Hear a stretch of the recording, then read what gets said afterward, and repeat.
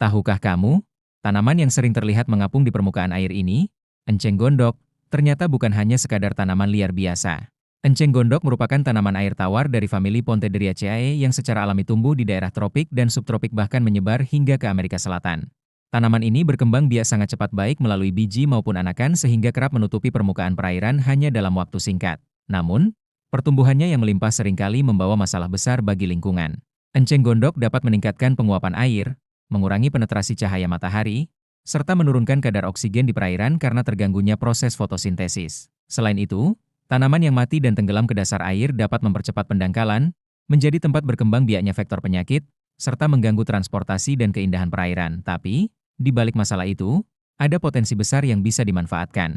Dalam dunia peternakan, enceng gondok ternyata menyimpan kandungan protein yang cukup tinggi, sehingga dapat dijadikan pakan ternak, pupuk, maupun bahan baku biogas. Menurut penelitian Gunnarsson dan Petersen, 2007, enceng gondok yang tumbuh subur dengan kandungan nutrien tinggi dapat digunakan sebagai pupuk alami di tanah yang miskin unsur hara, sekaligus pakan ternak alternatif.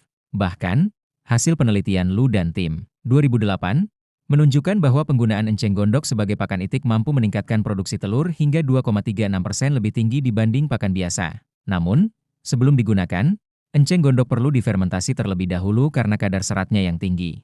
Proses fermentasi ini mampu meningkatkan kandungan protein hingga 10-14%, serat 32-47%, dan kadar abu sekitar 12%. Dampaknya luar biasa. Pada sapi pakan fermentasi enceng gondok terbukti dapat meningkatkan bobot badan hingga 10% dibanding pakan hijauan segar dalam waktu 3 bulan.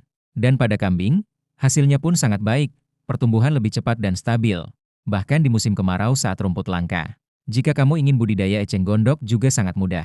Tanaman ini dapat dikembangbiakkan di empang atau perairan tenang dengan sinar matahari yang cukup. Sedangkan pada kolam buatan diperlukan pupuk organik ringan agar pertumbuhannya optimal. Dalam waktu 10 hingga 15 hari biomasanya bisa berlipat ganda dan siap untuk dipanen.